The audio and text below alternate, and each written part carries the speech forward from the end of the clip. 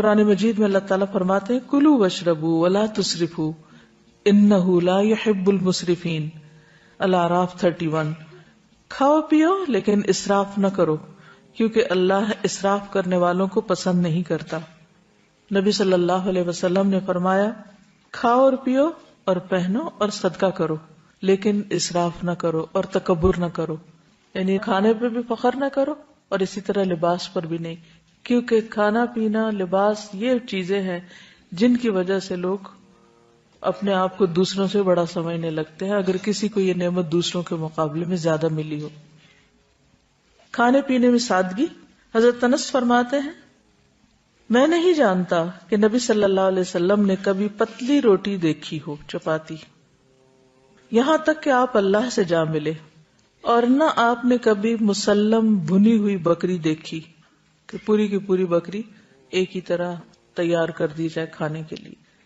حضرت عائشہ فرماتی ہیں کہ نبی صلی اللہ علیہ وسلم کے گھرانے نے اگر کبھی ایک دن میں 2 مرتبہ کھانا کھایا تو ضرور اس میں ایک وقت صرف کھجوریں ہوتی تھی، یعنی 2 وقت پراپر میل نہیں ہوتا تھا، میل ایک ہی اور اس کے ساتھ باقی کوئی بھی را چیز۔ ہمارا 3 وقت کا کھانا تو وہاں 1 وقت کا کھانا۔ ایک اور حدیث میں آتا ہے، صحیح بخاری کی روایت ہے، آل محمد صلی اللہ علیہ وسلم کبھی پے در پے 3 دن تک سالن کے ساتھ گیہوں کی روٹی نہیں کھا سکے، یعنی 3 کنزیکٹیو ڈیز ایسا کھانا نہیں ملا، یہاں تک کہ آپ اللہ سے جا ملے۔ اسی طرح یہ ہے کہ جسمانی ضرورت مثلا قد کاٹ، عمر، کام کاج کی نوعیت کے اعتبار سے بھی غذا کا تعین کرنا چاہیے اور اس کی مقدار کا بھی۔ اسی طرح سادہ اور متوازن غذا زیادہ بہتر ہے۔ کھانا بھوک لگنے پر ہی کھانا چاہیے، اور کچھ بھوک ابھی رہتی ہو تو کھانا چھوڑ دینا چاہیے۔ کچھ غذائیں جن کا ذکر قرآن مجید میں ہے، سب سے پہلے کھجور۔ اس کے اندر ایسے اجزاء پائے جاتے ہیں کہ اگر آپ 1-2 کھجوریں بھی روزانہ کی کھا لیں تو جسم کی دردیں جس کا اکثر لوگ شکار رہتے ہیں، یا پھر بڑھاپے میں بہت سی چیزوں کی جب کمی ہو جاتی جسم کے اندر تو بہت سے لوگ صرف دردوں کی شکایت کرتے ہیں، تو اس میں بھی اس کا بہت فائدہ ہے۔ نبی صلی اللہ علیہ وسلم نے فرمایا جس گھر میں کھجور نہیں وہ اس گھر کی مانند ہے جس میں کوئی کھانا نہیں۔ کھجور نہیں تو سمجھے کچھ نہیں، دوسرے لفظوں میں۔ اور آپ کو معلوم پاکستان میں اعلیٰ قسم کی کھجوریں پیدا ہوتی ہیں۔ حضرت عائشہ فرماتی ہے کہ رسول اللہ صلی اللہ علیہ وسلم نے فرمایا اے عائشہ جس گھر میں کھجور نہ ہو وہ گھر والے بھوکے ہیں، اے عائشہ جس گھر میں کھجور نہیں وہ گھر والے بھوکے ہیں۔ آپ نے 2 یا 3 مرتبہ یہ بات فرمائی۔ تو کیا کرنا ہے؟ کرنے کا کام کیا ہے؟ کھجوریں لا کے رکھنی ہے۔ جب کچھ اور نہ کھانے کو ملے تو صرف کھجور ہر چیز کی کمی پوری کر دیتی ہے۔ کھجور کے ساتھ ککڑی کا استعمال، عبداللہ بن جعفر کہتے ہیں کہ میں نے نبی صلی اللہ علیہ وسلم کو تازہ کھجور ککڑی کے ساتھ کھاتے دیکھی، یعنی اگر آپ کھجور کے ساتھ کھیرا شامل کر لیں، بس صبح میں اگر آپ نے دودھ کھجور لیا اور اگر صبح نہیں آپ کھاتے دوپہر میں لیتے ہیں تو بہترین سنیک ہے، دوپہر کے کھانے کا کام کر سکتے۔ حضرت عائشہ کہتی کہ میری والدہ مجھے موٹا کرنے کی تدبیر کرتی تھی تاکہ میری رخصتی کر کے رسول اللہ صلی اللہ علیہ وسلم کی خدمت میں روانہ کرے، لیکن یہ مقصد کسی تدبیر سے حاصل نہ ہوا، حتیٰ کہ میں نے کھجوروں کے ساتھ ککڑی کھائی تو میں انتہائی متناسب انداز کی فربہ ہو گئی، یعنی کہ اچھی فزیک ہو گئی۔ تربوز اور تازہ کھجور۔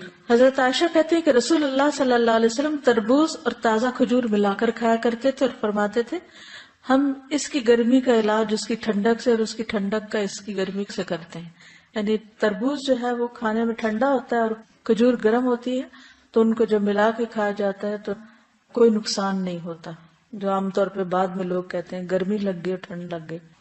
ایک صحابی سے مروی ہے کہ نبی صلی اللہ علیہ وسلم نے کچی اور پکی کھجور اور کشمش اور کھجور سے منع فرمایا، ان کو جمع نہیں کرنا چاہیے، کیونکہ کشمش جو ہوتی ہے وہ بھی گرم ہوتی، اور اگر کھجور کھائیں تو ان 2 چیزوں کو ملائیں نہیں، یعنی اگر آپ کو کھانا بنا رہے ہیں کچھ، کیونکہ ہمارے یہاں بعض ریسیپیز ایسی ہوتی ہیں کہ اس میں دنیا بھر کی چیزیں اکٹھی کر دی جاتی ہیں، تو بعض اوقات تو صحت کے لیے نقصان دہ ہوتی ہیں۔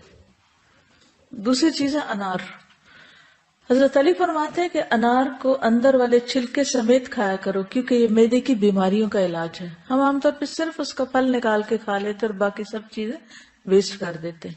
تو اندر کا چھلکا کون سا ہوتا ہے؟ وہ وائٹ سٹف جس کے اندر دانے لگے ہوتے ہیں. انار بھی جنت کا پھل ہے اور اس میں بھی بہت سارے فائدے ہیں. زیتون، قرآن مجید میں اللہ تعالیٰ نے انجیر اور زیتون کی قسم کھائی، والتین والزیتون. ان کے فوائد کے پیش نظر روزانہ کم از کم ایک انجیر، ایک زیتون اور خالص زیتون کے تیل کا ایک چمچہ استعمال کرنا فائدہ مند ہے. جسمانی توانائی اور دماغی قوت کے لیے زیتون کے تیل کی مالش بھی یعنی مساج بھی فائدہ مند ہے. اللہ سبحانہ وتعالیٰ نے زیتون کے تیل کو قرآن مجید میں مبارک تیل کہا ہے. حدیث میں آتا ہے کلوا الزیت وادہنوا بہ فانہ من شجرۃ مبارکہ. نبی صلی اللہ علیہ وسلم نے فرمایا زیتون کا تیل کھاؤ اور لگاؤ، یہ ایک مبارک درخت سے نکالا گیا ہے. یعنی درخت مبارک کا جس سے نکلا وہ تیل بھی کیا ہوگا؟ فإنها من شجرۃ مبارکۃ. ایک اور روایت میں آتا ہے زیتون کا تیل سالن کے طور پر استعمال کرو، یعنی روٹی کا ٹکڑا زیتون میں ڈبو کے کھا لو اور اسے سر اور بدن میں لگاؤ، یہ مبارک درخت سے حاصل ہوتا ہے. حضرت عائشہ فرماتی ہے کہ رسول اللہ صلی اللہ علیہ وسلم وفات پا گئے اور آپ نے ایک دن میں 2 مرتبہ روٹی اور زیتون کا تیل سیر ہو کر نہیں کھائے. یعنی 2 بار میل نہیں لیا آپ نے، 1 میل ہوتا تھا آپ کا، اور ہر وقت وہ گھی میں لگا ہوا نہیں ہوتا تھا. پیلو کے درخت کا پھل. جابر بن عبداللہ کہتے ہیں کہ ہم رسول اللہ صلی اللہ علیہ وسلم کے ساتھ مر الزہران کے مقام پر تھے، ہم پیلو توڑ رہے تھے. آپ نے فرمایا جو خوب کالا ہو وہ توڑو کیونکہ وہ زیادہ لذیذ ہوتا ہے، یعنی یہ بھی کھانے کی چیز ہے. کدو. فنبذناہ بالعراء وہو سقیم وانبتنا علیہ شجرۃ من یقطین.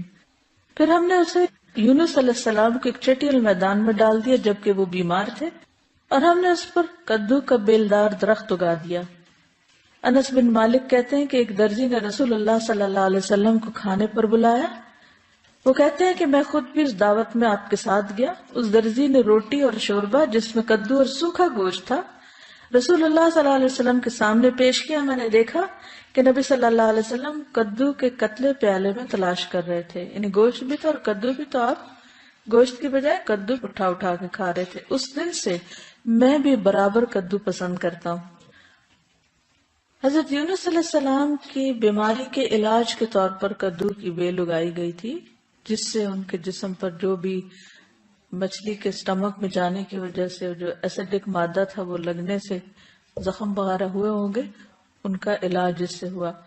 انس کہتے ہیں کہ اس کے بعد جو کھانا میرے لیے تیار کیا گیا اور جتنا مجھ سے ہو سکا میں نے اس میں کدو کو ضرور شامل کر لیا. چکندر اور جو. سہل بن سعد کہتے ہیں کہ ہمیں جمعہ کے دن بڑی خوشی ہوتی. ہماری ایک بوڑھی خاتون تھی، وہ چکندر کی جڑیں لے کر اپنی ہانڈی میں پکاتی، اوپر سے کچھ جو کے دانے اس میں ڈال دیتی. ہم جمعہ کی نماز پڑھ کر ان کی ملاقات کو جاتے تو ہمارے سامنے یہ کھانا رکھتی، یعنی ہر جمعہ وہ یہ کھانا پکا کے رکھتی اور ہم سب کھاتے.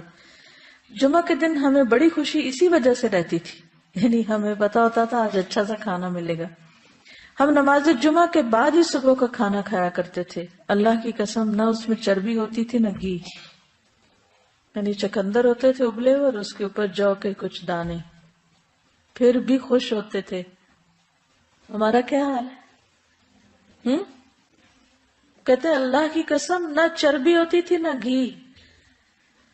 اگر ہمیں کبھی بیماری میں بھی کبھی علاج کے طور پر بھی ایسی سبزی کھانے کو ملے تو ہم اپنے آنسو سے اس کو بھگو دیں.